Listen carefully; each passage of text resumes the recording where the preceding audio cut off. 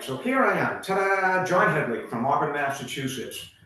I've given many presentations at many libraries in the Worcester County area. But most of the time I do it, it's a show and tell. I have a PowerPoint presentation, and as I'm going through my slides, I actually do things at the table. And I'm not proficient enough in Zoom yet to know how to share a PowerPoint presentation. So as I talk, you would see what I'm talking about a lot clearer because you would see the slides on your screen. But I'll do the best I can. And if I can get a couple tips later from somebody else, and we schedule it a second time, and I can do it with PowerPoint presentations, that would be even better. So without further ado. So I'm going to talk about several things tonight. I have a few different types of presentations. I have about an hour and 15 presentation that I do for most libraries. And then I have a 2-night class that I give for adult education programs. One of them is at Bay Path down in Charlton, and the other one is at Assabet up in the Marlboro Hudson area there. And so there's so much information I like to put out in an advanced class. I can't do it in one sitting, so I split it into 2. So my library type presentations are a combination of the 2-night presentation. What I'm going to talk about tonight is how you actually go about starting a hive. There are several ways to start a hive if you're interested in becoming a beekeeper. I'll put an actual hive here together tonight, and what I show you will be a typical hive. There are many variations of it, but it looks very close to my 2 hives that I have right now. Then I'll talk about the bees themselves. There are 3 castes of honeybees in a hive. We'll talk about all 3 of the castes. And then I'll talk about all the work that they do. There's a whole bunch of work they do, and it's just amazing, these little insects, that they know from day one that what they have to do. They do a little work outside the hive as well, but most of the work they do is inside the hive. And then towards the end of the presentation, I will talk about actually collecting honey from the hive. I'll show you a couple of tools that we use.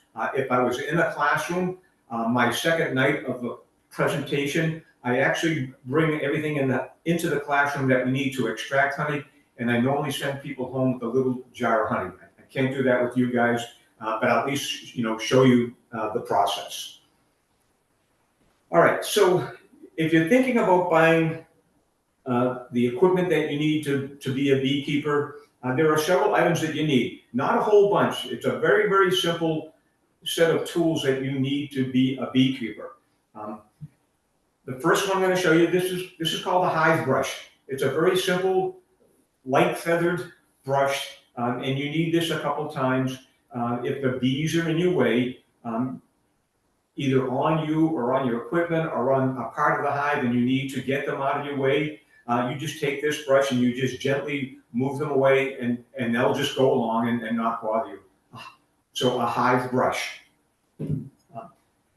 This is a hive tool. They make a couple different variations of this hive tool, but it's got a hook on one end and it's got a wedge on the other end, and both ends serve a very distinct purpose, and I'll show you that as we go along. The third item you need is a smoker. A smoker is very important when you go into a hive. It serves 2 purposes. When you open up the top of the hive, for whatever reason, nature made the bees congregate at the top of the hive. That's what they do. Even though there's work going on down below in the hive, a lot of them are up on top. I don't know if they're having a coffee break or what, but there are so many bees up on top, and they're not doing any work up there. They're just there, and they're in your way when you have to do some work. So what you do, you just open the top of your smoker, you put some sort of fuel in there, like I use dead leaves, dead pine needles, a little bit of cardboard and cloth, things that will catch on fire and then smolder. And so once you light it on fire and you get a good set of embers going in there, you close it up, and it's just a set of bellows. And so when you open up the top of the hive, you put a couple puffs of smoke across the top of those bees, and it does 2 things. The first thing it does is it breaks their communication skills. They communicate by pheromones. And so when you put a couple puffs of smoke into that hive, it breaks their ability to communicate effectively with each other. And so not that they're going to gang up on you, but it kind of confuses them a little bit, and they're not going to react as well as they normally would if there was some threat there, like an animal or some destructive force. So they just like, oh, what do we do? What do we do?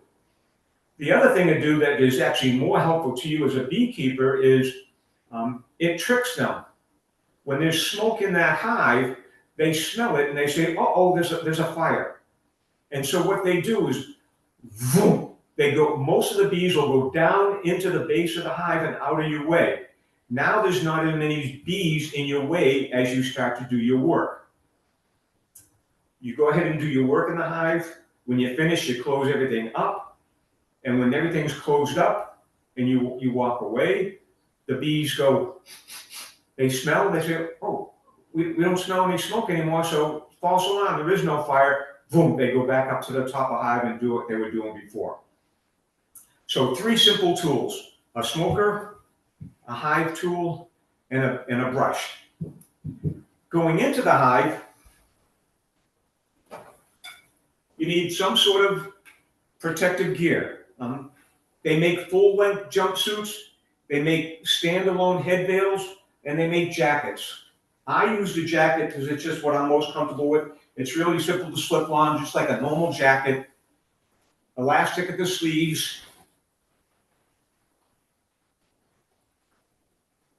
Zipper up the front, zipper across the shoulders, elastic waistband, so the bees, if they are angry for some reason, can't sting you through your jacket. You also need a pair of gloves, because if the bees are angry for some particular reason, they're going to sting whatever they can find on you. So you put a pair of gloves on to do your work. Different beekeepers will wear different outfits. Some like the jacket, some like just the veil, some like the full jumpsuit. Whatever they feel most comfortable with, that's what they wear. The only thing I need to point out about what you should be wearing when you go into the hive is make sure that you have good socks and shoes. If you wear just a jacket like I do, I normally go out to the hive with a pair of blue jeans on. But I make sure I tuck my pants into my boots so the bees can't go up my pant legs if they're down at that area. So, good protective clothing, simple tools. If you're thinking about being a beekeeper, you can buy a kit that's got a jacket, a smoker, a hive tool, and a brush. Nowadays, about $40, $45, so not too bad.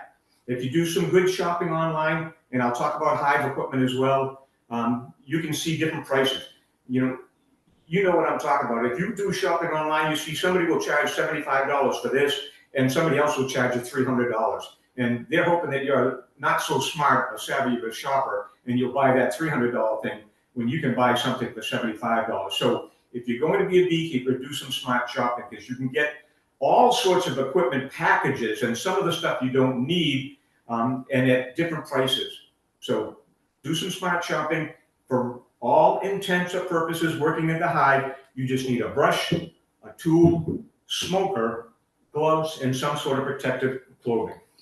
I'm going to put a hive here together tonight, but I'll tell you ahead of time, if you're thinking about becoming a beekeeper and you're going to buy some hive components, you'll see some of my equipment here tonight is unfinished wood, and you'll see some of it is finished wood, but it's just because I use it for classroom purposes. But my hives are all painted white. If you could buy a hive kit, and I'll just give you one example. I saw one just a couple months ago. I'm going to show you different size boxes, different pieces here, but maybe I'll wait until the hive is together before I tell you the price, so you're not confused about what I'm talking about. So, to start a hive, where do you get your bees? There are several ways that you can get your bees. One is you can buy a package of bees. The second method is you can buy a nuke. Nuke just stands for nucleus, just an abbreviation for nucleus, nuke.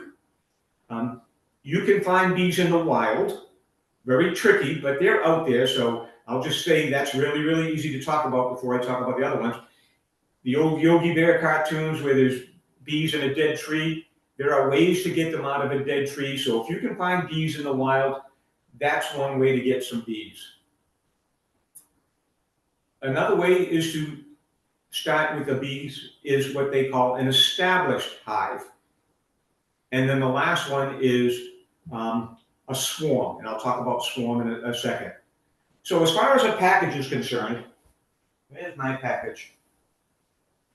I had it yesterday. Okay. So this is what they call a package of bees. It's a box bigger than a loaf of bread, but not as big as a bread box. It's usually wood, and it's got screens on both sides. And I don't know how clearly you can see, but if you look inside, there's a can in there. And that can contains sugar water, all right? So what happens around here, there aren't a whole bunch of bee suppliers around here, but there are a lot of people that will take your order for a package. What they do is they take your order. You want to start a beehive with a package. So you go online or you go to the person, you call them up or whatever you do, and you order a package. This is 3 pounds of bees, about 10,000 bees. And that's just a start. Sounds like a lot of bees, but it really isn't. Because once the summer comes, you're going to have a whole lot more bees, but that's what you start with.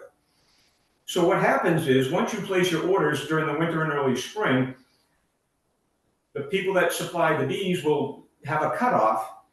And then what they do in April is they'll go down, they'll get an empty truck, they'll go down south to someplace like South Carolina or Georgia, and they'll put all your orders on that truck and drive it back to Massachusetts. And because it's going to take them a couple of days to get back to Massachusetts, the bees are going to be hungry. And so that's what that can of sugar water is for. That's for them to eat. It's filled with sugar water. There's some holes punched in the bottom. So while the bees are in that box, they'll drink that sugar water out of that can. All right, now the way they fill this box is very special. They have a large scale, and they'll take an empty box, and they'll put that empty box on that scale, and they'll go off to this side, and they'll get some frames of bees, and they'll shake it into the funnel, and then they'll go get another frame and shake it into the funnel, and when that scale says 3 pounds, they'll put a cover on top of the box so the bees can't get out. Now you've got 3 pounds of bees. Then they'll go over here. They raise queens separately. They'll take a queen from over there and put her in her own little box.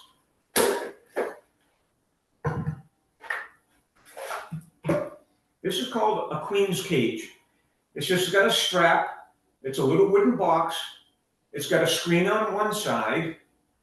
And they'll put a queen in there with a couple of female attendants to keep her company, clean her, feed her on her trip from down south to Massachusetts.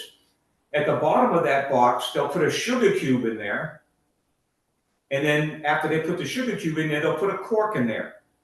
Now, the reason why they keep her separate when she's in this box is because she is not their queen.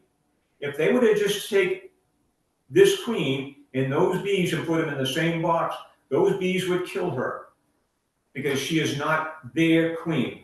They only want their queen. But again, I'm going to use the term magic and I'm going to use the term nature a couple of times. So now she's in this box. She's coming from down south to Massachusetts. That whole trip, the bees are going to see that screen and they're going to walk by that screen and smell her and touch her and taste her. When it comes time for me to put these bees into the hive, I'll put these bees into the hive and I'll take that cork out. Now that exposes that sugar cube to all those bees. And I'll hang this in the hive. And it takes about 3 days for the bees to chew through that sugar cube. And because she's hanging there 3 more days, where the bees are going by her on a daily basis, and they finally chew their way through that sugar cube, that queen will emerge, and they will adopt her as their queen.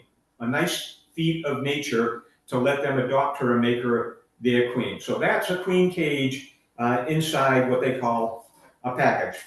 Oh, one thing I didn't say at the very, very beginning is I know a lot of you might have some questions, but most of the time when I give my presentations, somewhere along the line, I will answer your question without me realizing it. So I would ask you to just don't ask any questions until the very end, because when I'm done, I might have answered your question, but by all means, if you have a question at the end, I will answer it at the end. So that's how you can start a beehive with what they call a package of bees. Right now, a package of bees around this area here is somewhere about $160 to $170 if you buy a package. Nuke.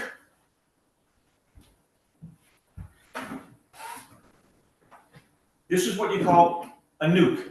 They come in plastic, they come in wood, they come in cardboard.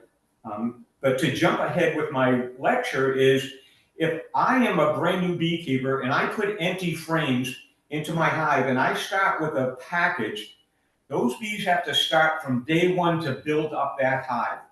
Their main focus is to build honeycomb on all their frames so the queen can lay eggs, they can store honey, etc., building their home. It takes them a while to do that. But if you start with a nuke, what you have in the nuke, this is one frame. You get 5 frames that are already built up with honeycomb, some new brood in there, some pollen, some honey. And so you take these frames out of your nuke and put them into your hive. 5 frames are already built up. 2 hives sitting side by side. This one you start with a package. This one you start with a nuke.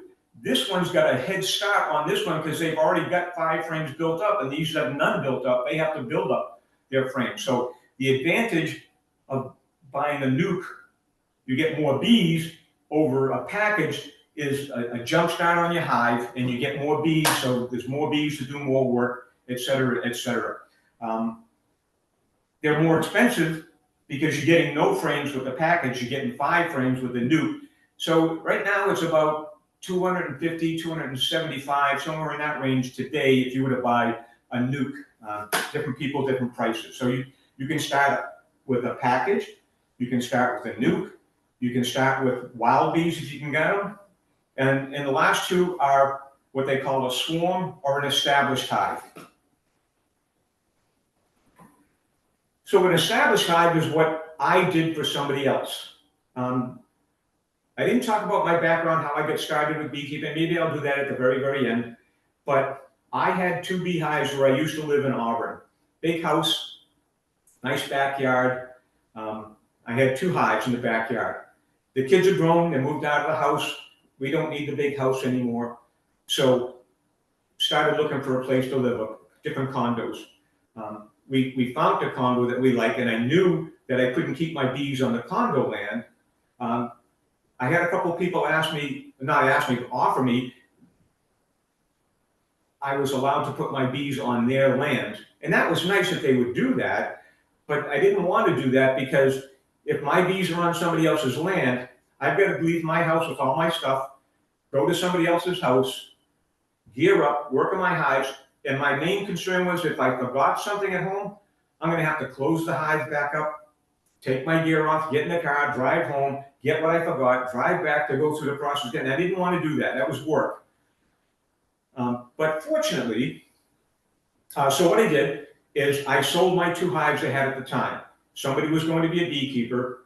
So he bought my 2 hives. You move beehives at nighttime. So at nighttime comes when all the bees are in the hive, we close everything up, strap them down, put them on his pickup truck. He drove from point A to point B, put him in his yard, undid everything. The next morning, the bees left his hive and did their work at his place. So that's an established hive, one that just goes from one place to the other one. The last way you can start a beehive is with what they call a swarm. There's a situation in a beehive called swarming. There's a few different reasons why they would swarm, but the major one is they do everything for the good of the hive. And so as the hive gets built up, if you're not a good beekeeper and you don't give them room to grow, et cetera, it's going to be cramped in there for them. And they realize that. They're going to say, hey, there's not enough room in here for all of us bees. So what they will do, if they feel crowded, is they will make a new queen. And when that queen hatches, half of the bees will leave the hive with the old queen, and the rest of the bees will stay behind with the new queen. Now it's not as crowded anymore. And so what they do is when they come out of the hive in a swarm, is they'll fly around, many thousands of bees. It's kind of spooky, but it's not dangerous. They'll find a place to land, a tree, the side of a house, somebody's car. They don't care. They just want to hang out for a while until they find a new home. And when they hang out there, they send out scouts to find a new home. And when the scouts come back and they say, all right, we know where our new home is going to be, they leave that spot and they follow the scouts to the new home. So they'll usually hang out at their holding place for a couple hours. So if you can get those bees, I'm not going to make the joke, but those are freebies. You can take those bees, you can capture those bees, and you can start your hive with those bees. And that happens all the time. I'm on the list of people in the Worcester County area that will go to somebody's house if there is a swarm and try to recover them. When I'm in class, I have pictures of 2 times last year that made national news with a swarm. The first one was around February or March in California. There was a tennis tournament, and a swarm of bees landed on the camera that went back and forth across the tennis court. And so they got a beekeeper out there, and she captured those bees. The other one was a baseball game, Arizona, I forget who they were playing, but the bees swarmed and they landed at the netting up behind home plate. And so they got a beekeeper out there. He went up there and he captured those bees before the game started. And when he got down, the people that were in the stadium gave him a standing ovation, and they let him throw out the first pitch for the ball game. So that was a nice honor for helping out the ball team by capturing a swarm. So those are the 5 ways you can start a hive: a nuke, a package, wild bees, a swarm, or an established hive. Very, very common, easy methods to do it. All right, so let's put a hive here together tonight.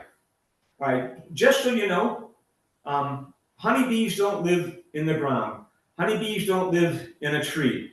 There are other wasps and hornets and other types of bees that will live in those environments, but honeybees don't live in those places. They need to be off the ground and in some sort of structure. So your first thing you need to construct a hive is this piece called a hive stand. So I have 2 hive stands on a plastic pallet. It doesn't have to be plastic, but I just think that's cool because now I don't have to worry about wood underneath there rotting over time. I used to have wood and it started to rot. So if you can find something that will stand up to the weather, that'll be cool. You can use composite decking material that stands up to the weather good, but they've got to be off the ground. I don't think there's any minimum distance. Mine are sitting on a plastic pallet right now, the 2 hives I have now, that is sitting on 4 concrete blocks. So it's off the ground about maybe 12 to 14 inches. And sitting on that plastic pallet is my 2 hive stands. All right, so let me back up. Since I sold my 2 hives, so that's my established hives. I moved into the condo.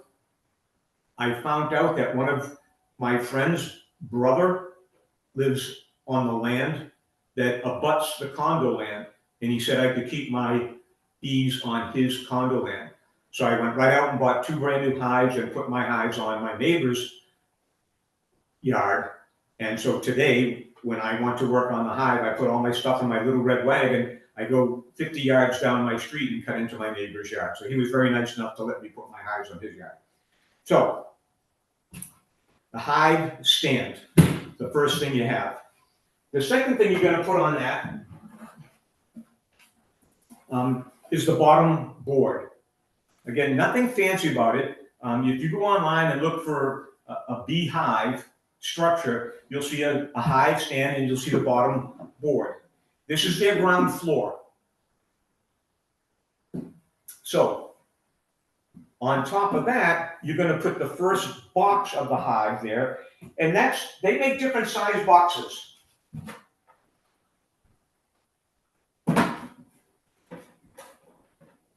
This is called a deep box. This is called a deep super. It's called a brood box. They have different names. I just call it a big box. This is the start of their nursery. The first box you put there, most people use a deep brood box to start their beehive. If you look, right now there's an opening. I hope you can see that okay. My finger's from the inside like that. And right now, that's their entrance in and out of the hive once I close everything up. And that doesn't look like much to you and me, but this is a brand new hive. And even though 10,000 bees sounds like a lot of bees, in the bee world, it's not. Because there are other beehives around me, there's 6 of them within a half-a-mile distance from me, that if they sense that this is a weak hive, and it is as a new hive, they will try to get into that hive and steal my bees' honey. And my bees don't want that to happen, and I don't want that to happen. So you have this little stick of wood called an entrance reducer. It's just a square stick, and on one side, it's got a very narrow opening, just about 1 inch. And if I turn it, it's got a wider opening, about 1.5 inches to 1.75 inches. And so to help the bees protect their hive, when I first start a hive, I put this stick in place so that only the small opening is showing.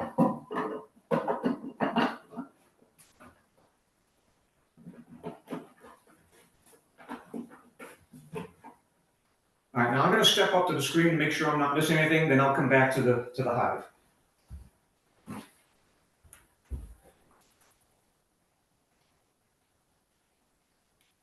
Am I still blurry? Somebody commented. Nancy said I'm blurry.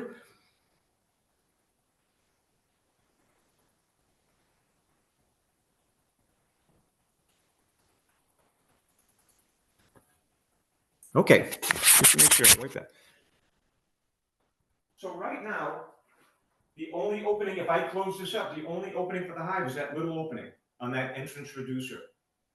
As time goes on, and I have more bees, and they need more access in and out, maybe a little bit more ventilation, I'll take that stick and I'll turn it just 90 degrees, and now I'll let the wide opening show.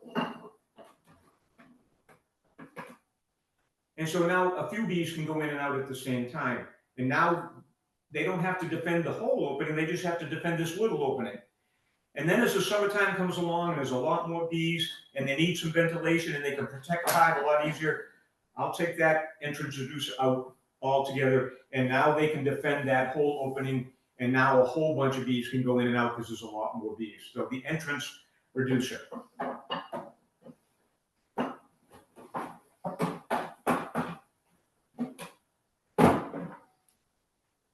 So every box, no matter what size it is, they have 3 standard sizes: the deep box, the medium, and the shallow boxes.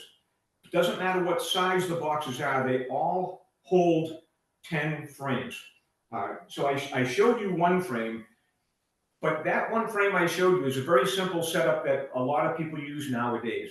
It's just a wooden frame with some slots in it, and they take a piece of plastic that's coated with wax and stamped in a honeycomb pattern, and they snap it into place into this wooden frame.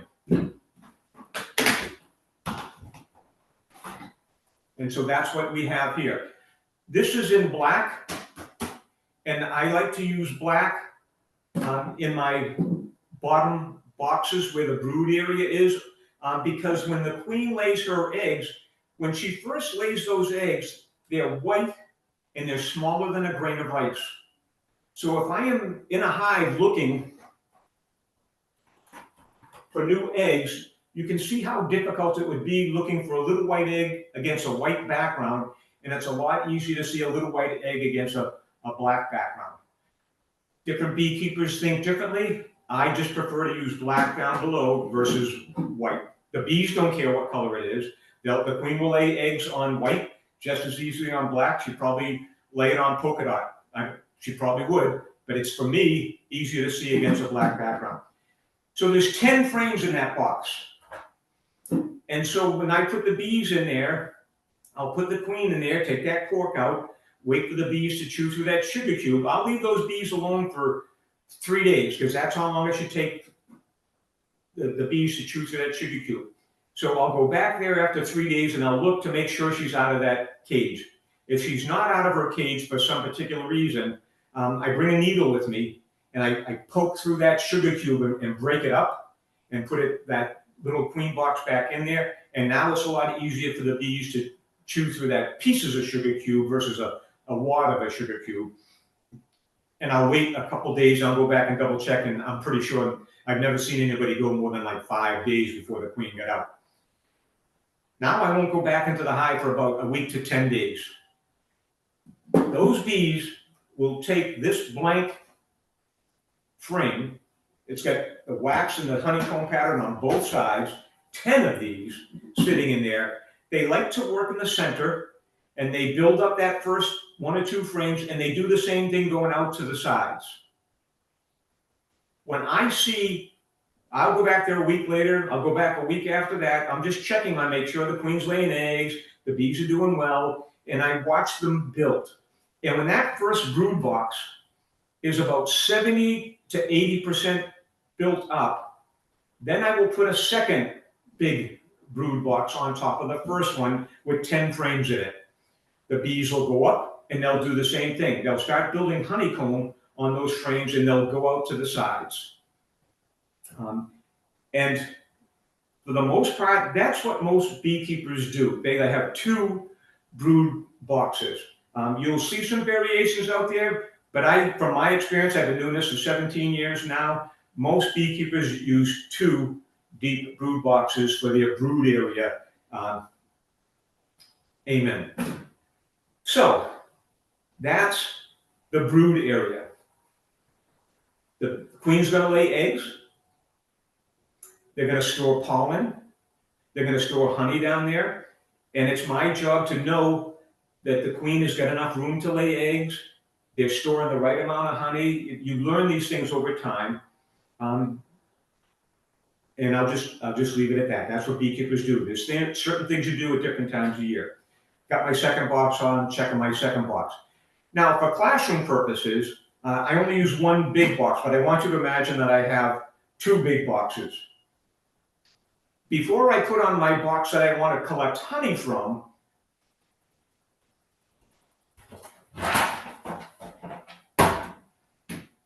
I'm going to put this device on top of my second big box. This is what we call a queen excluder. I don't know if you can see it through the camera into my background, but I'll walk just to make sure.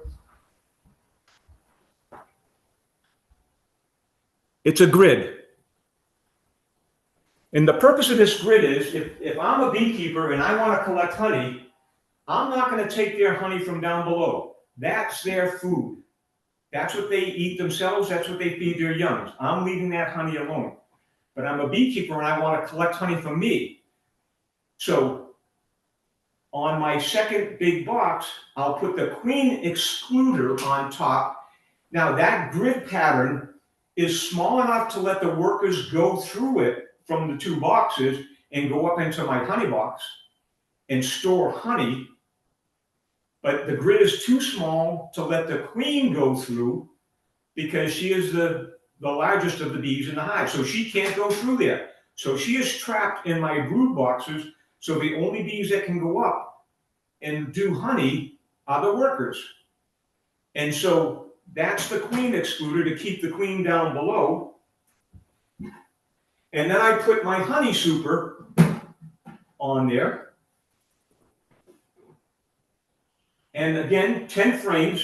I don't care if they're black or white finish, but the same thing, a wooden frame, sheet of plastic, coated with wax, stamped in a honeycomb pattern, 10 of those in every box.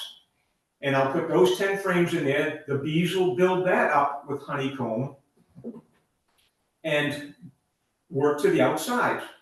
As a beekeeper, I'll go down there every week and I'll check to see if any one of these frames is completely filled with honey. So that's a blank one.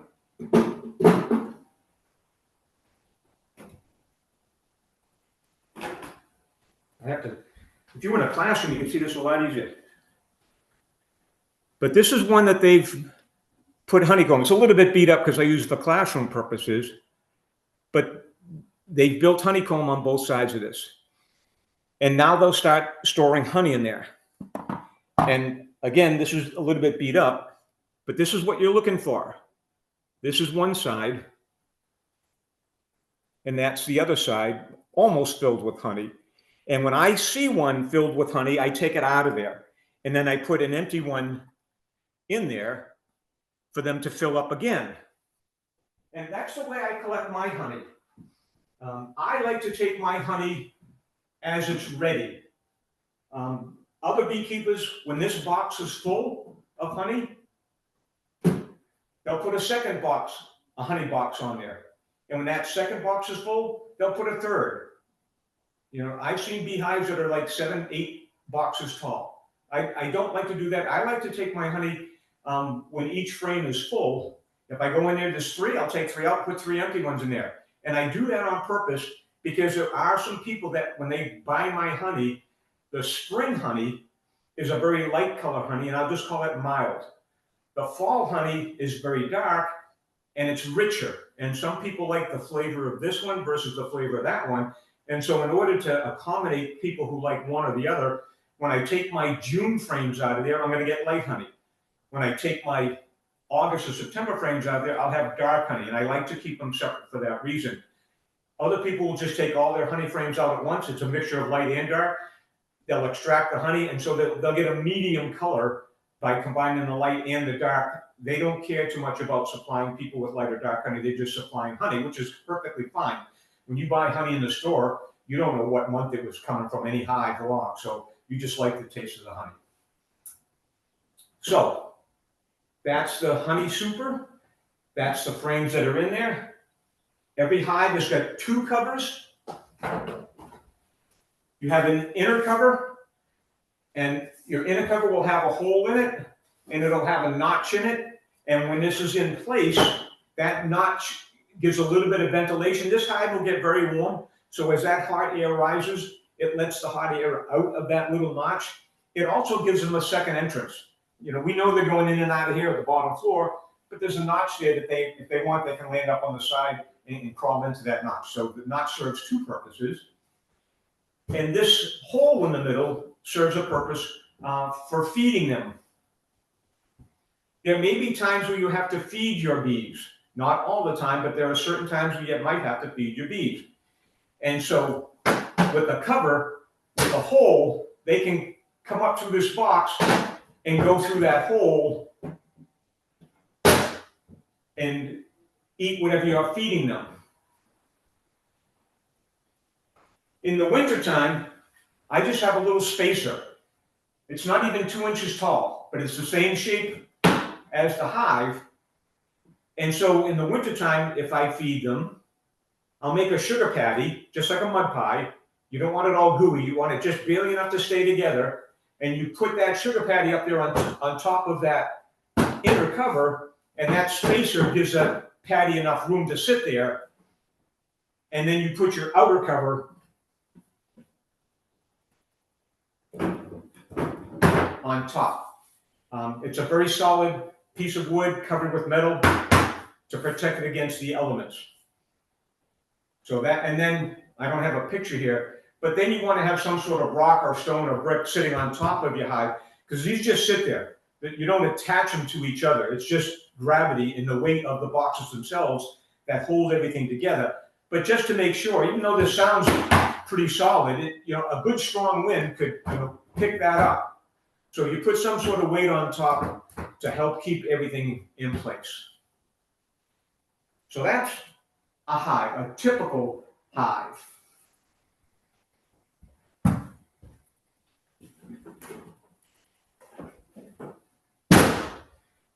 So I can pause now. I'll walk up to the laptop, and if anybody has a question about something I discussed so far, I'll give you guys a chance to do that.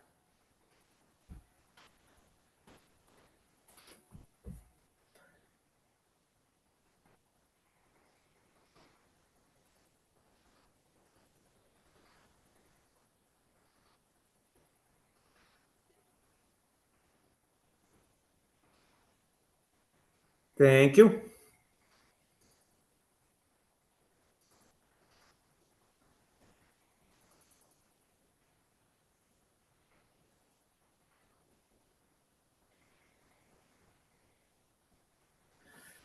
All right, you can start a hive 5 ways. A swarm, wild bees, established hive, nuke and package.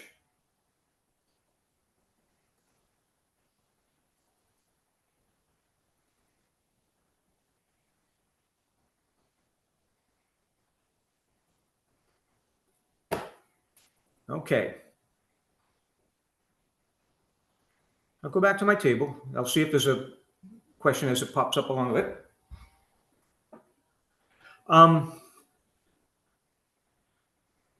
So where I live in Auburn,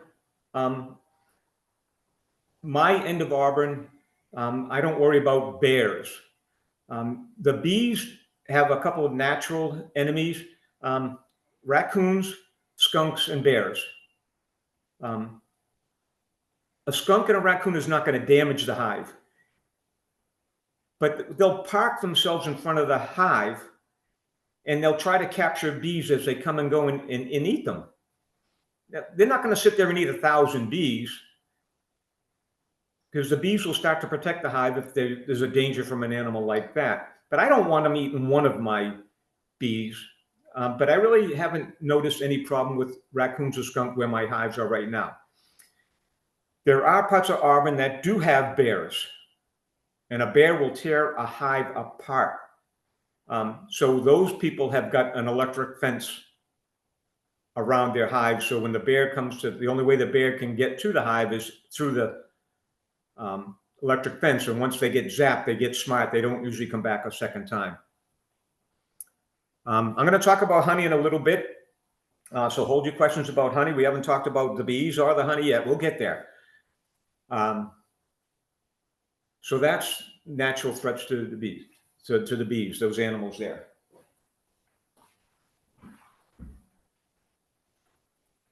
Okay, so the rest is cool if you have pictures. So I'm just going to have to talk through a lot of the other stuff I'm going to talk about tonight. So in your bees that you put into the hive, you've got 3 castes of bees. You've got the queen, you've got the workers, and you've got the drones. All right. Now the queen is the easy one to talk about. There's only one queen in the hive. I said one of the reasons they might swarm is if it's too crowded, they will make a second queen. But normally, if everything is done right in a perfect world, there's only one queen in the hive. She lives to be about 5 years old. That's her lifespan. When you put a virgin queen into the hive, she'll come out and she'll do a mating flight near the hive. Male bees from my hive or other hives that are in the area will smell her pheromones. It's just like a dog in heat. They'll know there's a queen in heat, and they'll mate with her. And when she comes back to the hive, she'll have mated with several different males, not only from my hive, but other hives as well, if they're near me, and I know they are, if it was that situation. And she'll have enough sperm stored inside her body to last her 5 years. So She has ovaries just kind of like human women, and with all her eggs in the ovaries. And in the summertime, that queen will lay anywhere from 1,000 to 2,000 eggs a day. Very, very prolific queen egg laying machine. She walks, lays an egg, walks, lays an egg, walks.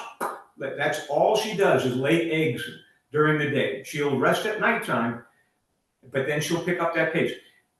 Come the fall, she'll slow down. In the wintertime, she doesn't lay any eggs. Late winter, early spring, she'll start to lay eggs again, and she'll make like 100 this day, 300 the next day, 500 next week, 1,000 in the summer. That's what I mean, and that's the cycle she does. Okay, so she lives to be 5 years old, one queen per hive, lays a whole bunch of eggs. That's the queen. The drones, they're the males. They don't do any work in the hive. They are lazy bums. They do serve a couple of purposes, and I just gave you one example where they might hang around in case they have to mate with a queen. That's one of their outside the hive functions. They do have a couple of other things they do outside the hive, but that's an advanced class. But for all intents and purposes for this class, they're just hanging around in case they have to mate with a queen. They don't do any work in the hive. So the workers know the value of the drone at certain times of year.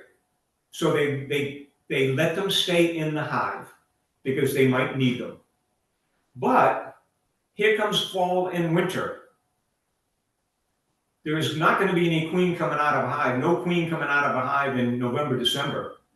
So the girls talk among themselves and they say, hey, look, boys, we kept you here in the hive, we fed you, we cleaned you, and we let you stay there, and we did that because we might need you to mate with a queen. But here comes wintertime, boys. There's not going to be any mating with any queens in the wintertime, so goodbye. What they do is they chase the boys out of the hive in the wintertime.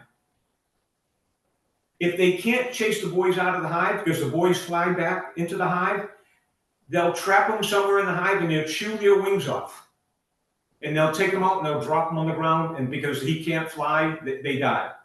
And if they can't chew their wings off because he's running around, they'll finally trap them somehow, and the girls will gang up on them and they'll beat their wings and generate enough heat, and they'll overpower them with heat and they'll kill them with heat. Mean girls. So in the wintertime, there are no boys in the hive, only the queen and the other girls. But the bees are smart at the same time. As mean as they are, and as vicious as they are to do that to the boys in the wintertime comes, they talk and they say, hey, here comes springtime. If we make another queen, we're going to need some boys to mate with her. So the queen will lay some boy eggs. Those boys will hatch.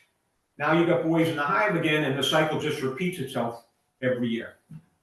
That's the queen and the boys, the drones. The worker bees. The worker bees are the girls. They're the females in the hive. They call them workers for a reason. They do all of the work in the hive.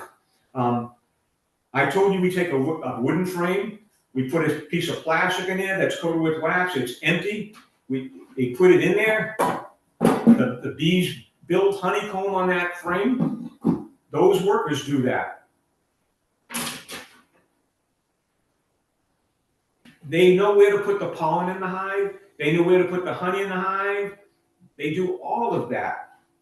Very, very hard workers. They work all day. They rest at nighttime. They don't like sleep like you and I do, but they just sit off to the side and recover because they did so much work. But they do all the work. Now, doesn't matter if you're a boy bee, the girl bee, which is the worker, or the queen, even though there's only one, all three of those go through the same life cycle. When the queen lays an egg, I said it's smaller than a grain of rice. it grows and grows and turns into a larva, that grub-looking thing that you might see other insects outside underneath rocks and logs and stuff like that or in your lawn. Then it develops from the larva to the pupa stage. And when it's almost fully developed, the bees will cap it in the cell, and they'll give it one last feeding right before they cap it. And then when it's fully developed, that bee will chew through that wax capping and emerge as a brand new bee. So they all go through that same cycle. Let's see here. So let's talk about the work that the bees do inside the hive. Again, the boys don't do anything. The queen's job is just to lay eggs. So all the work that the females, the workers, do.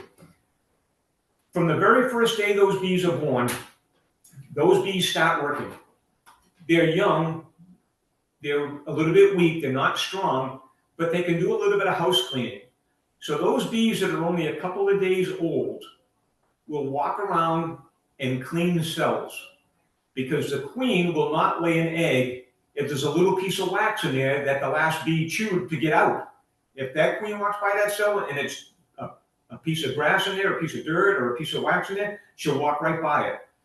So it's up to those brand new 1 or 2 day old bees to walk around and clean the cells out so the queen has got a space to lay eggs. When they're about 7 to 10 days old, now they will start feeding the young bees. When the queen lays an egg, those worker bees at this part of their life will give that egg, larva, pupa, depending on what stage it's in, a little bit of water, a little bit of honey, a little bit of pollen, a little bit of royal jelly to let it grow. And right before, as I just mentioned a minute ago, right before it's fully developed, they'll give it one last feeding, a super dose of food, because it's going to be in there several more days without being fed. They'll cap it so that developing bee will have food inside there, nourishing it to finish growing it and climb the way out. So the nurse bees, when they're about 7 to 10 days old. 10 days to about 2 weeks old, now their body is a little bit more developed. They've got glands in their bodies that can make wax. Their food is the honey that they're collecting. So down here, where all the queen is laying the eggs in the 2 boxes, there's honey stored there. So those bees will take these girls that are about 10 days old to 2 weeks old will take some honey inside their body to nourish themselves, but at the same time, that makes wax out of their glands. Now, they can make wax, but they can't build the honeycomb. They're not strong enough yet to build the honeycomb. They can just make it. So what they'll do is they'll squeeze some of the wax out of their glands and hand it off to the older bees who are stronger, and let those older bees build the honeycomb. So that's what the younger bees do. They make it. And also right around this time, these are the bees that will feed the boys. So from about 14 days to maybe 17, 18 days, some of these bees will take care of the queen. The queen is walking all around down there looking for places to lay eggs. So when she goes to a spot and lays an egg, she pauses. There'll be some of these bees that will make a little circle around her and to protect her and clean her and feed her while she's in that spot. After she lays an egg, she moves. Those bees will dissipate. She'll pause at another cell. There'll be another group of bees that will circle her to take care of her and protect her if that's what happens. So queen attendants at this point in their life. Towards the tail end of those 2 weeks and 17, 18 days, now they're stronger. Now they can actually build the honeycomb. So these older bees will take the wax that the younger bees made, and they'll be the ones that will build the honeycomb. They'll take that empty frame I showed you, and again, it's a little bit tricky to see, but I showed you with the honeycomb. They'll take my blank frame, whether it's black or white, doesn't make a difference, and they build the honeycomb on there, on both sides. And if you look at that, I can tell looking at my little screen, I mean literally my little screen that I can see what you guys hopefully see in the full screen is about 2 inches by 2 inches. But I can still tell looking at this frame. If you look at that frame, there's an oval shape. See, that's darker on this side. Same thing here, darker down at the bottom of the screen. That tells me that that's all honeycomb on both sides, but that dark honeycomb pattern is where the queen laid her eggs. And I know that because I'm an experienced beekeeper. But why that is dark like that is because this is where all the work is being done. So, you know, it's just like your house. If you keep on going in and out of the door and on the rug, walking back and forth, walking back and forth, walking back all the time, and you don't clean it, that spot of the rug or that spot of the floor gets dirty. And that's what's happening here. Because there's so much work going on right there, that part of the frame gets dirty. So that's where the queen laid her eggs, and that's where all the work was being done. And this area around the top there is the lighter color. That's where the bees stored pollen and honey on both sides. So every frame is a mini nursery. Eggs on the bottom, food on the top. So this is what they do to those 2 boxes, 20 frames, 10 and 10. Those bees would build the wax on that empty frame to look something like this. Again, this is a little bit beat up because I use it for classroom, but I think you get my point. So the older bees are doing that, building the honeycomb.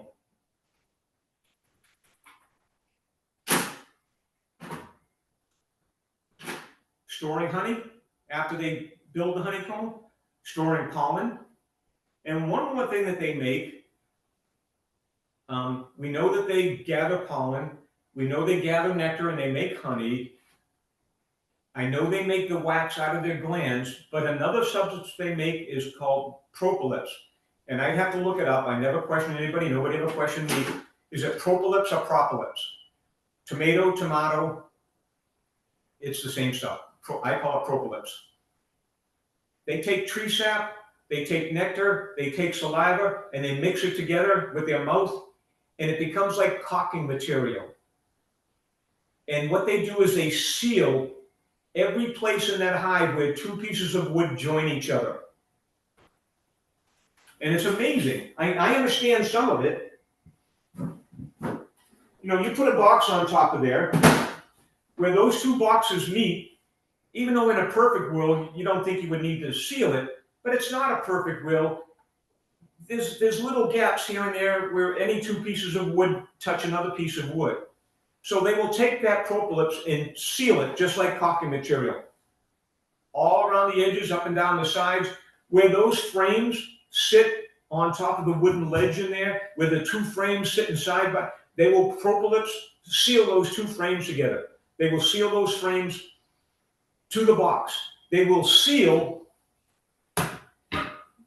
your inner cover to your top box. And that's the purpose of your hive tool. They seal this inner cover to the top box. So you just take your wedge side, get in there, and break the seal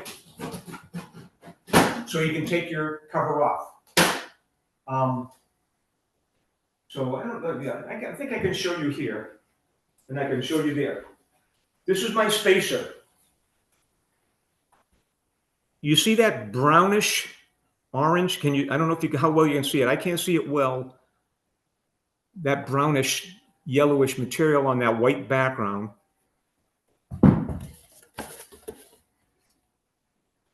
You can see some brown along there as well. That's propolis, where they sealed these pieces of wood to each other.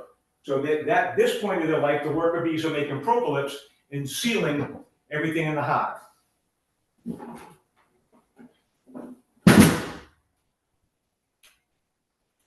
And then a sad job is because sometimes the bees will die inside the hive. And so if a bee dies and falls to that bottom board, these are the bees that will walk at the bottom board and take that dead bee out and drop it on the ground in front of the hive. I will always see dead bees in front of my hive. I'm not worried about it because I know that, all right, just as an example, if the queen lays 1,000 eggs today, in a certain amount of time, I'm going to have 1,000 dead bees. They're not going to all die at the same time, but I think you get my point that is going to take out 10, they're going to take out 20, they're going to take out 50. Today, tomorrow, the next day, there's always dead bees in front of the hive because the bees inside the hive are taking them out of the hive and dropping them there. Another thing at this point in their life they're doing is they're fanning. There's a lot of fanning going on inside the hive. It gets very hot inside the hive. Just as a point of reference, in my 2 boxes for the brood area, in order for the bees to grow from an egg to a larva to a pupa to a grown adult, that hive has got to be 92 degrees. And so when it's chilly at nighttime, kind of like this time of year, the bees will beat their wings to generate enough heat to keep that hive at least 92 degrees. They have built-in thermometers, thermostats. And they'll also do some fanning. If it gets too hot in there, they'll fan their wings a different direction to get some air circulating to make it a little bit cooler inside the hive. Another fanning that they will do is up in the honey supers. The way that they make honey is when they go to the field and bring back nectar and ingest it, when they regurgitate it, there's a chemical change taking place in their body. They store that liquid inside the honeycomb, and it's got a high water content. So they'll fan that nectar that's turning into honey, fan it to evaporate some of the water content. And once they fan it to the right level, again, I don't know how they do it, but they know exactly when it's perfect honey. That's when they cap it. So that's some more fanning that's going on. Now they're a little bit older, 3 weeks old. Now is the time that they'll do guard duty. I told you they have to protect their hive. They have a couple different levels of guard duty. You don't know that they're on guard duty, but you'll always see bees hanging around the front of the hive. Those are the guys that are on women. Those are the women that are on guard duty. They'll also have some bees flying around outside the hive on guard duty. And the reason why they do that is because they have a great sense of smell. And I talk about this in my classroom, is you know how good a sense of smell a dog has. They use dogs to find drugs, weapons, dead people, bad guys going to the woods, tracking dogs. They've got a great sense of smell, those dogs, great. They've done tests and they've got published studies. A honeybee has got a sense of smell that is 50 times greater than a dog. Tremendous sense of smell. So it's like advanced warning. So if they're out there flying around on guard duty, if they smell a threat, like a skunk, a raccoon, or a bear, they will come back and tell some of the bees to be on alert because they smelled something and they have to be ready to defend the hive if something comes to the hive. So they're guard duty here and up in the air as well. They'll also go they drink water just like you and I. They don't like running water because that's a threat to them. If they get into running water, it's going to brush them away. They like standing water where they can go up to the edge of a puddle or a pool, drink water, and then take off. So they're water carriers that will go get water and bring it back to the hive. When they're about 3 weeks old to 5 weeks old, now these are the bees that will go out and get pollen and nectar. Pollen and nectar. 3 weeks old to 5 weeks old, that's what they do. As soon as the sun comes up and hits that hive, they're out of the hive. They will go up to 2 miles away to find pollen or nectar to bring it back to the hive. It's great if it's 100 yards away, but if there's nothing close by the hive, they will fly as far as 2 miles away to bring it back to the hive. They'll do their trip, they'll drop it off, they'll go out again, they'll come back all day, back and forth, bringing stuff back to the hive. Nighttime comes, they'll rest. Next day, repeats itself all day. And unfortunately, because that's how hard they work in the June, July, August, September timeframe, they work themselves to death. They only live to be about 5 weeks old in the summertime because they just work themselves to death. And in the wintertime, they live a lot longer, 3 to 4 months, because they're just in the hive. They don't hibernate. They cluster to keep warm, to beat their wings to stay warm, but they're not doing any work, so they live a lot longer in the winter. But in the summertime, a lot of them don't make it back to the hive. Because they're getting tired. They go out one time in July, they're 4 or 5 weeks old, they just can't make it back to the hive. They go down to the ground and they die. So it's a shame, but That's how hard they work. That's what happens. So that's the life of the bees, the work of the bees inside the hive. And we love them to do all that because as a beekeeper, I'll tell you, I got interested in beekeeping because I am fascinated with these little creatures. I'm 17 years, I'm still fascinated with them because I'm learning stuff all the time. And I just answered the question again today with somebody else. I was at a ceremony today. Somebody said, how much honey do you get out of a hive a year? It's very situational. It depends on the weather. I'm going to use the term average. On an average spring and summer. But we know we don't always have an average spring and summer. You know, last summer, it was pouring rain a whole bunch of time. And then the other days it was 95 degrees. So you had your ups and downs. But on an average, you should get somewhere about 70 to 80 pounds of honey per hive on an average summer. If you get a great summer, you're going to get 100 pounds. If you have a bad summer, you're going to get 40 pounds. So it's all situational. But they use the range of about 70 pounds per hive on a good average year.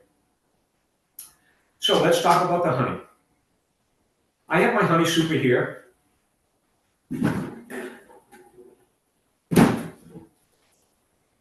I put in an empty frame.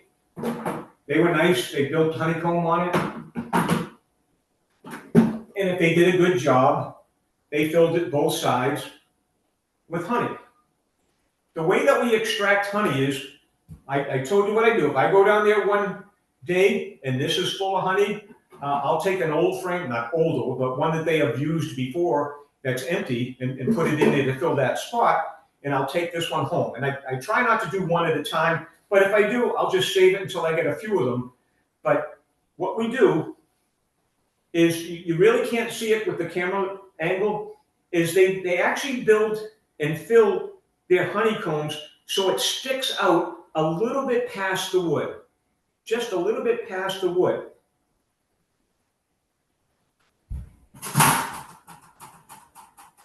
This is an extracting knife. It's serrated. It's manual. It's a knife. They make electric ones that heat up. I don't care. This one works just fine for me. What you do is you lay this knife on the wood, and then just like shaving, you go down the wood. I don't want to do it here because I don't want to ruin this frame, but you take your knife and you just go along the wood because those honeycomb cells stick out past the wood. So when you go down the wood, you're shaving off the caps of the honey. You turn around the frame and you do the same thing, shave it, those wax cappings fall out. You've got a frame of gooey, leaky honey out of the cells. That's a frame of honey. Don't go away. Oh, one other thing. You don't need this. This is an EpiPen set. I'm not allergic to bee stings today. I don't know about tomorrow. But if you're a beekeeper, you should have your doctor write your prescription for an EpiPen set in case you go out there, you have an allergic reaction to a bee sting, or a friend or a relative that gets stung. Be ready just in case. And I always joke about it. If your doctor will say, hey, you're not allergic to bee stings. Yeah, but I'm a beekeeper. He goes, I don't care. If your doctor won't write you a prescription for an EpiPen set because you're a beekeeper, get a new doctor. Your doctor should be smart enough to realize that you need an EpiPen set if you're a beekeeper. So we've got those frames of honey. This is an extractor. You take those frames that you shaved off, and there's baskets in the extractor.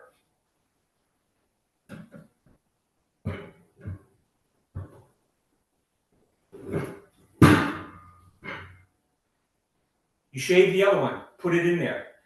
My extractor will hold 4 frames. And you got to, it's like a washing machine, you've got to balance it. Put one in one frame in one basket, and one frame in the other basket. You don't do 2 in 1 because it's going to be like a washing machine that's out of balance. It'll blah, blah, blah, blah, blah, blah. You don't want that. So you put 1 in 1 or 2 in 2. So you put 4 frames in there, and Mine is manual, it's just a crank. But you crank that as fast as you can for about 30 seconds. And what you're doing is you're whipping the honey out of one side of the frame. It hits the side of the barrel, goes down to the bottom. You do that twice. When it stops, you take those frames out, you turn them around, put them back in there, crank it again. Now you're whipping the honey out of the other side of the frame. That honey goes down to the bottom of the extractor, and I think you can see it here. There's a valve at the bottom. You've got all that honey in the barrel. You open up that valve and your honey will come out. Now, when it comes out, it's going to have pieces of wax in it, because when you shaved it, you left behind pieces of wax that you shaved. And so when you whip that out, centrifugal force spits out that wax just like the honey. And so you have pieces of wax with your honey at the bottom of your extractor. So what you do is you get a 5-gallon bucket that's got another valve. You can see that okay, right? And you got a strainer. You put that on top of the 5-gallon bucket. So you put this on the shelf, you put this on the floor, you open up this valve, and all the gooey, waxy honey goes into the strainer, and all the honey goes through the strainer, and all the pieces stay behind in the filter. And when it comes time to get your honey, you just open up this valve and you put your honey into the bottle. That's what you do to honey. You don't, it's not like maple syrup that you have to boil. But this is your jar of honey. Now, we had the question about honey. Different colors, different flavors. Let me see if I can do that. I think I can do this okay. I just told you about the color of honey a little while ago. The color of the honey around here, this part of the country, the flowers that come up in late March, early April, the crocuses, the daffodils, and a couple others, forsythias, by nature, they make a light color nectar. So when the bees bring that light color nectar back to the hive and turn it into honey, you're going to have light color honey. Those plants die.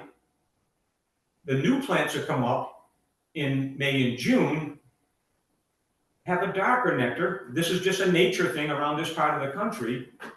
So when they bring that darker color nectar back to the hive, it makes a darker honey. And the same thing is true. Those plants die. Now here comes late August, September. Those plants that are coming up that time of year, the asters and loosestrife and a couple others, they make a dark nectar, so the bees make dark honey. That's how the color of honey is determined, where the bees get their nectar.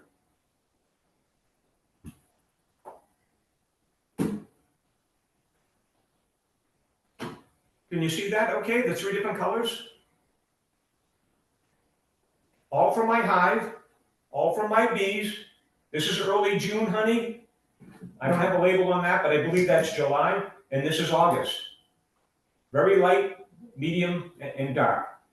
And again, I mentioned earlier that some people like a very mild taste, and some people like a richer taste. So it all depends on what their preference is, and that's why I take the frames of honey out all during the year, so I can make sure I get different colors of honey for the people who like different taste. I cook with my honey. The only thing I really eat where I would notice the taste is a piece of toast, sliced bananas on it, and a little bit of honey on it.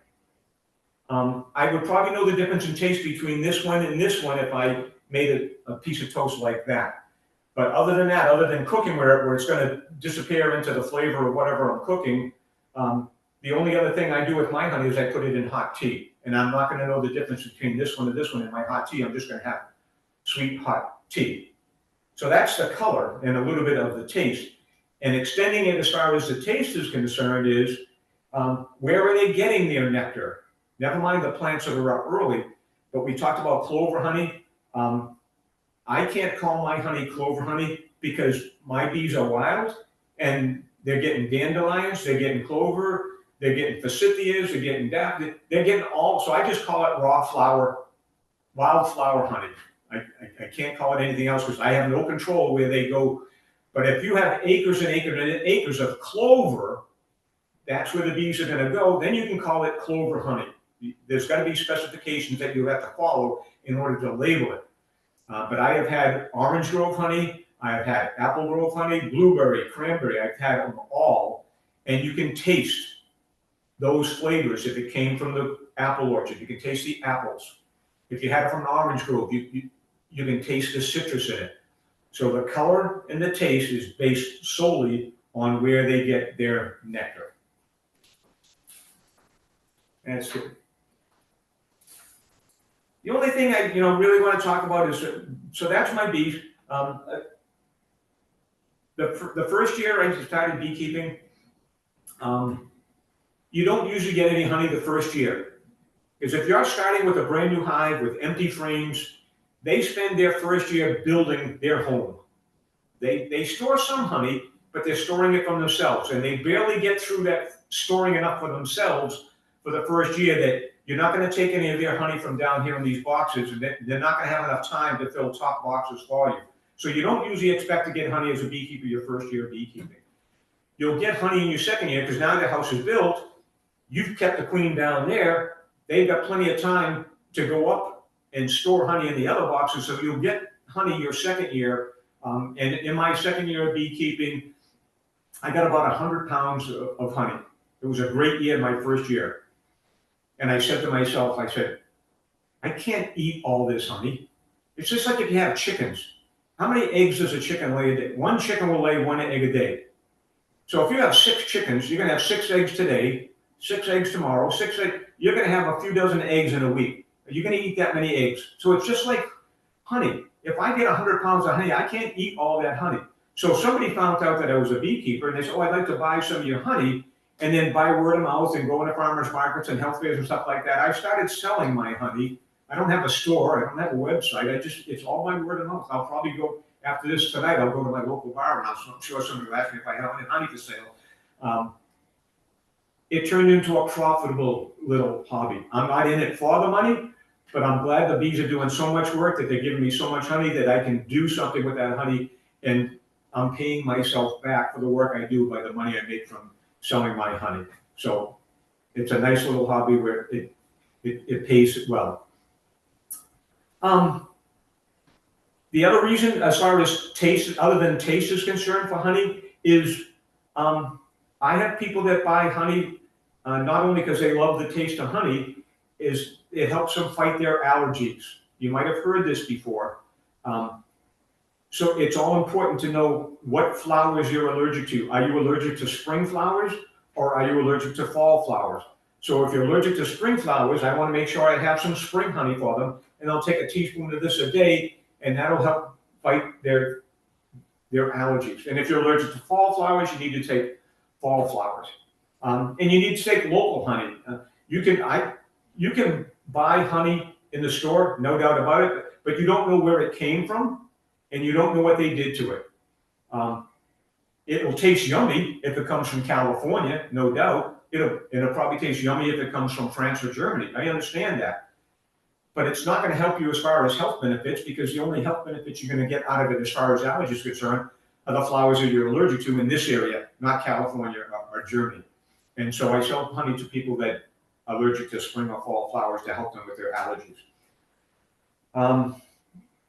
The other thing I like to promote within my lectures is that it's a great wound treatment, Ancient warriors that were cut by spears and by swords used to put honey on the wounds to help it heal. It's documented. And we had 2 doctors come and talk to us at Worcester County Beekeepers. Don't let me forget Worcester County Beekeepers, who have published papers. They know what they're doing. They have treated wounds with honey. They said, you have Neosporin in your medicine cabinet, throw it away. You take and you mix a 50-50 combination of honey and Aquaphor. You can buy Aquaphor in Walmart and CVS. It's got its own little anti-inflammatory, it's like a Vaseline kind of consistency. 50% Aquaphor, 50% honey, mix it up. Next time you get cut, put that on your wound, cover it with a bandage, change that a couple times a week. Your wound will heal faster and with less scarring. And so I have a jar of that in my medicine cabinet right now. I'm pretty careful so I don't get cut, but if I do get cut, I put just a little dab, put it on my cut, just like you would Bacitracin Neosporin, bandage it up, and it heals very, very nicely. So there's a lot of good properties with raw honey, other than what I just talked about. I can go on and on about honey itself. And then the last thing I'd like to know is just talk about, not last thing, but as far as the bees themselves are concerned, pollination. In the world, there's more than 40,000 species of bees. Now, when we say bees, we're talking about yellow jackets, hornets, wasps, and all the different varieties of those kind of bumblebees, all those different kinds of bees. Honeybees are just like them. That's 40,000. In the United States, there's a little bit more than 2,000 species of bees. Of those 2,000 species of bees, and honeybees is one of them, there's only 8. I'm getting right. 8 species of honeybees in the United States. The two most common are Italian honeybees and Russian honeybees. And just to let you know, honeybees were not natural to the United States. They were introduced in the United States by European settlers. Europeans have been beekeepers for thousands of years. And so when they started populating the United States, they brought honeybees with them because they weren't natural to the United States. All honey, and I put a label on my jars of honey when I sell it to people, will eventually granulate, no matter where you buy it. You buy it at Stop and Shop, you buy it from John, you buy it from Germany or California, all honey will eventually granulate. It's just a natural thickening, then granulating hard. It'll eventually look like brown sugar in your pantry. And they have found granulated sugar in ancient tombs, 2,000 years old. They scraped it out of the bowl, they put it in a jar, you get a pot of hot water, you put that jar in the hot water, it will liquefy the honey, and then you can pour it again. I wouldn't worry about granulated honey myself, because I said, for the most part, I put it in hot tea. So I would just scrape it out of the jar, just like brown sugar, and put it in my hot tea, and it'll melt, and it'll taste the same. It'll never go bad. 2,000 years later, they found honey, reconstituted it, still perfect. Capped honey will never go bad. Honeybees populate about a third of the fruits and vegetables that we eat every day. There are other pollinators out there. Bumblebees, hornets, yellow jackets, they all pollinate. Butterflies and bats, they pollinate too. But just think about it. On a good day, my hive, if I've got 2 brood boxes and I've got some of those bees up there in the honey supers, I've got thousands and thousands of bees out in the field collecting pollen and water and nectar and bringing it back. And by doing that, they collect the pollen, they're pollinating plant to plant. Bumblebees, a typical hive for a bumblebee underground is somewhere between 1 and 200 bees. And it's the same ratio. At the most, 100 are going to be out pollinating. I've got thousands of bees out populating. So my honeybees, not just mine, honeybees are so valued just by the sheer numbers that they can help pollinate. Okay, so I would just tell you to stop using certain pesticides and herbicides in your garden, because when you kill dandelions and clover in your yard, you're killing the food that the bees would be eating. I mean, they can go somewhere else, but you just make it harder for them. So once I became a beekeeper, I stopped putting my Scotch weed killer fertilizer on my lawn. I put natural stuff on. Or I let the dandelions grow tall. I let the clover go. I didn't care. I was helping the bees. What else did I say?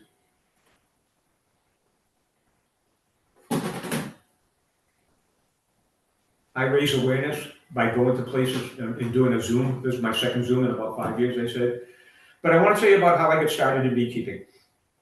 I'm not too sure where you're all living, that you're attending this Zoom meeting, but in the greater Worcester area, there's a publication called the Worcester Magazine newspaper. I don't know if you've seen it or not, but I was reading the Worcester Magazine newspaper one day, and there's a little blurb on one page that said, "Come learn about beekeeping."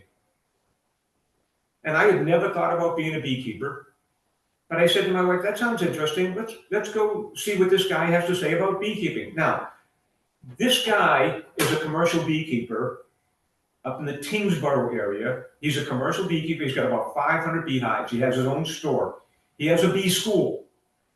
And so he came, I don't know if you know this, but on Route 9 in Spencer, there's a home improvement store called Clem's.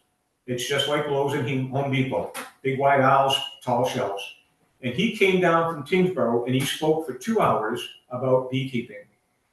The highlights of this 8-week bee school. And at the end of those 2 hours, I said to my wife, we need to get bees. They are fascinating little creatures. And so the first year I was a beekeeper, I did it all on my own. Google this, Google that. How do I do this? When do I do this? Why is this? Why is that? I didn't have a clue. Self-taught my first year. Very hard, frustrating, scary. But I did okay. My second year of beekeeping, I discovered there's an organization called Worcester County Beekeepers Association. Worcester County Beekeepers Association is the oldest county beekeepers association in the United States. We're pretty sure it's the largest county beekeepers association in the United States. We don't have a building, it's just a collection of people interested in beekeeping. We meet all year. In the warm weather, we meet at somebody's house who's got a bunch of beehives. And what we do, and I'll just use May as an example, it was last Saturday, we go to this person's house, there'll be about 200 people there. They'll say, hey, welcome to the meeting, blah, blah, blah, blah, blah, blah. This is what we're gonna talk about. Here's what you should be doing in your hive in May, as an example. Okay, you understand what we're doing here? Just a 5-minute introduction.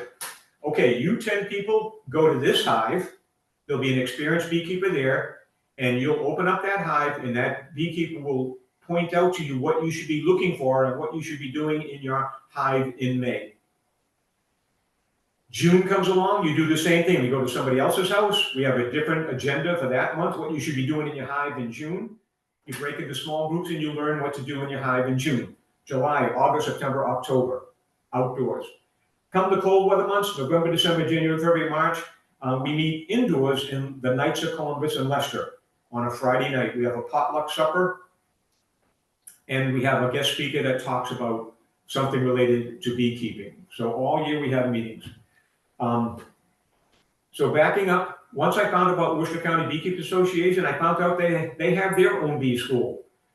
Cool, I can go learn about bees from the experts. They used to have it at the UMass Memorial Hospital. I showed up there the first night of bee school. When I went to Clem's, there were 50 people sitting in folding chairs. And I said to my wife, oh, I didn't realize there were this many people interested in beekeeping. There were 300 people in my first night of bee school. Wow, this many people interested in beekeeping. We were there for a few years.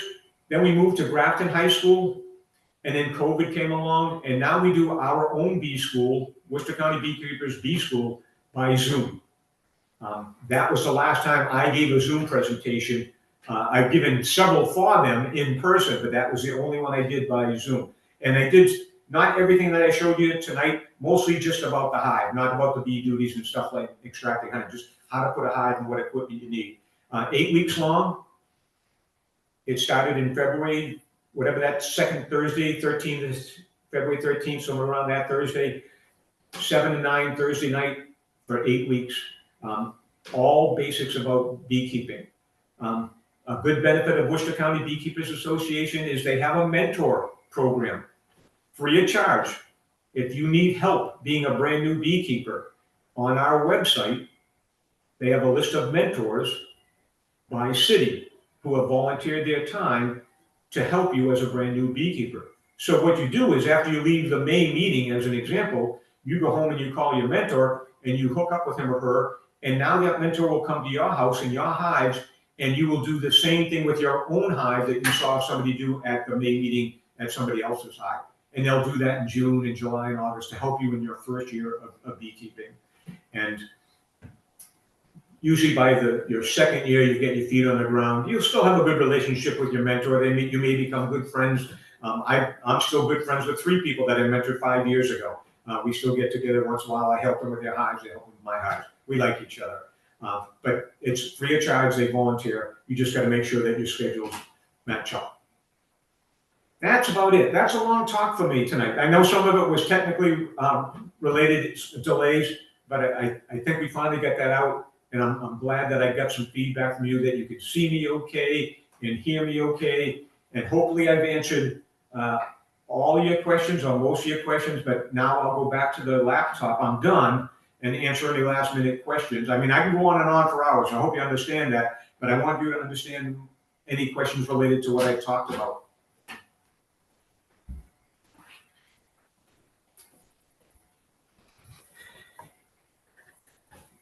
Yeah, normally, let me go back up here. Is that the right screen? I see. Okay, there's a honey. I'm going to go down list. I very rarely collect honey from the bottom box because that's what they eat for themselves. Royal jelly is a substance that the queens make. They have a different biology body system than the other girls. And I'll back up. I didn't talk about how they make a new queen. If they need to make a new queen, they feed all the other bees a balanced diet: pollen, nectar, water, royal jelly, a little bit of each one. But if they need to make a new queen, what they will do is they'll take a brand new girl egg. It's got to be brand new, a day or two at the most. They'll put it in a cell, and all they will feed that cell is royal jelly. No pollen, no nectar. And the fact that they feed that egg royal jelly turns that girl egg into a queen. Amazing. Let me see here. Yes, there'll be wasps and hornets that will try to get into the hives. Most of the time they can fight against those insects.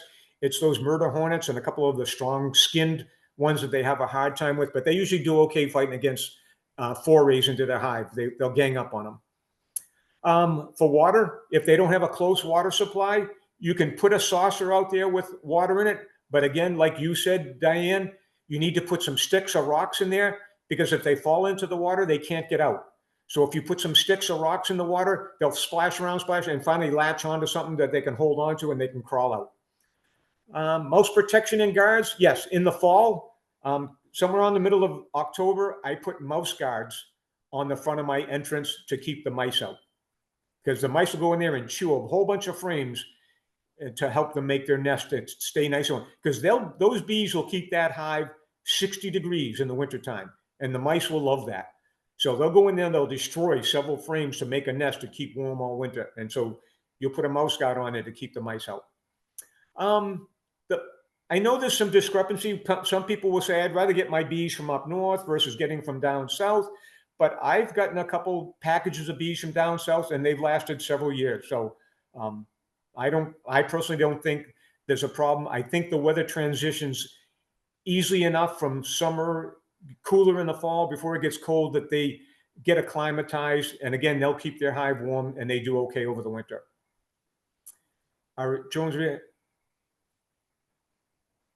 So if the bees kick the drones out in the late fall and early winter, the queen will lay new boy eggs in the late winter, early spring. And so they'll be there in the spring and summer.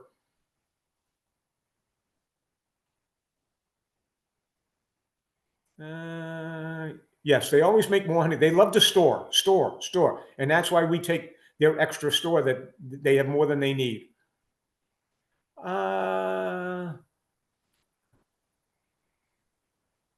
You'd have to look up the chemical compound about what's in honey. It's got antibacterial, anti-inflammatory.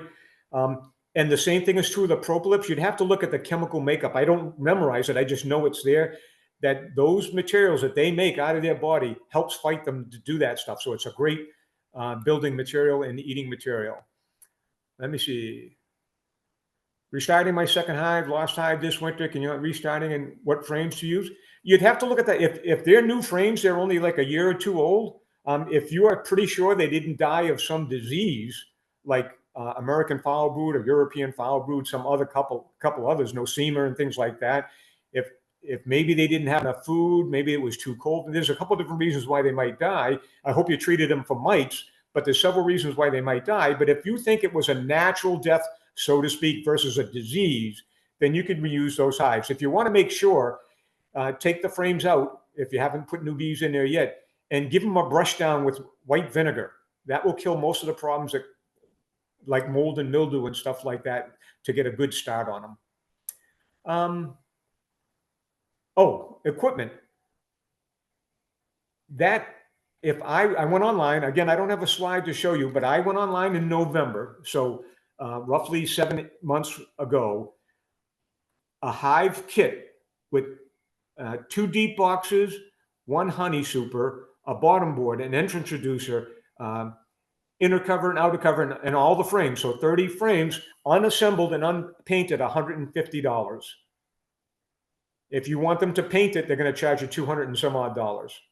And that's just a starter. You're probably going to buy over time one more box of each size in case you have to swap them out, and several frames of each size in case you, like I said, if I take my honey frames out, I need to put another frame in there. So you need a few extra frames of each one.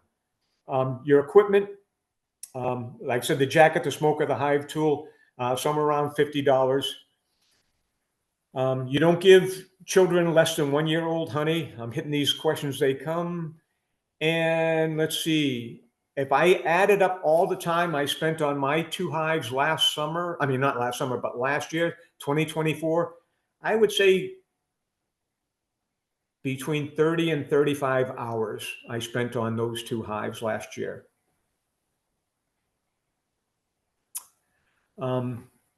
Starting a hive, most bee suppliers, when they go down south and come up here, they'll have 3 issues of packages. 2 weeks in April and 1 week in May. I know 3 bee supply companies, they all follow not exactly the same dates, but all the 3 of those bee suppliers will issue packages twice in April and once in May. So you don't want to usually start a package in June because it's starting to get too much in the season, and they may not get strong enough come wintertime to be okay. A nuke, you can go as far as July. Manuka honey, I have a jar of it. I'm not going to eat it. It's just like having a collectible coin. What are you going to do with it? You're just going to look at it because it's so nice.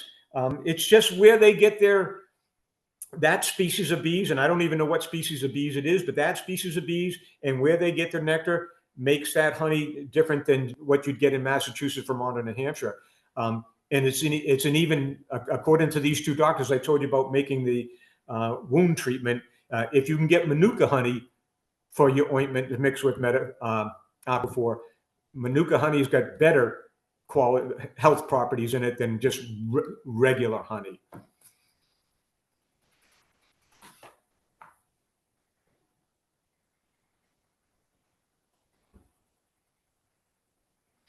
No, the mites, for people that don't know what mites to a bee are like ticks to a dog. They're little parasites, and they latch onto the bees and they suck the blood out of them just like ticks do to a dog.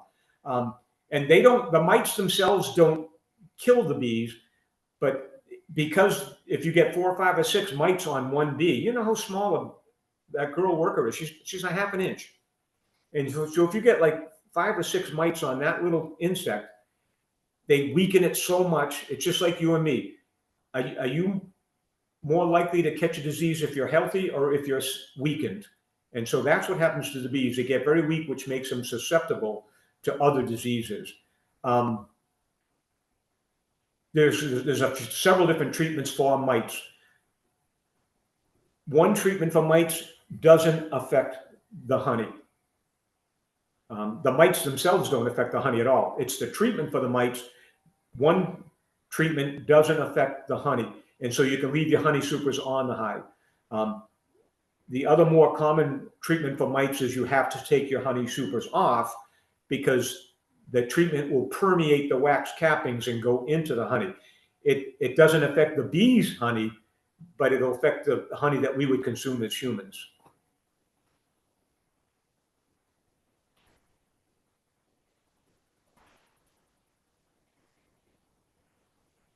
Yeah, there is bacteria in honey, but it doesn't hurt younger kids and grown-ups.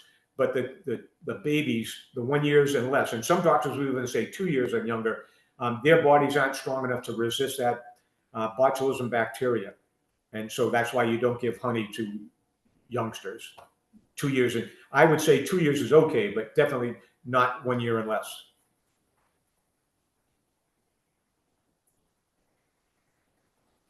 Well, that's it. Thank you for attending. Oh, my daughter's veterinarian.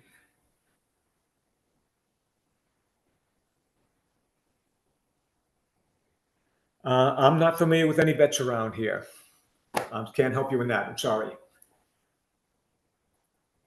All right. Thank you for attending. I hope you got some good stuff out of this. If you're interested, before you disappear, let me see if I can do this.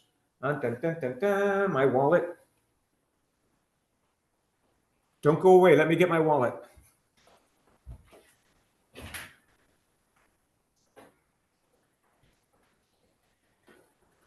I'm going to hold something up to the camera.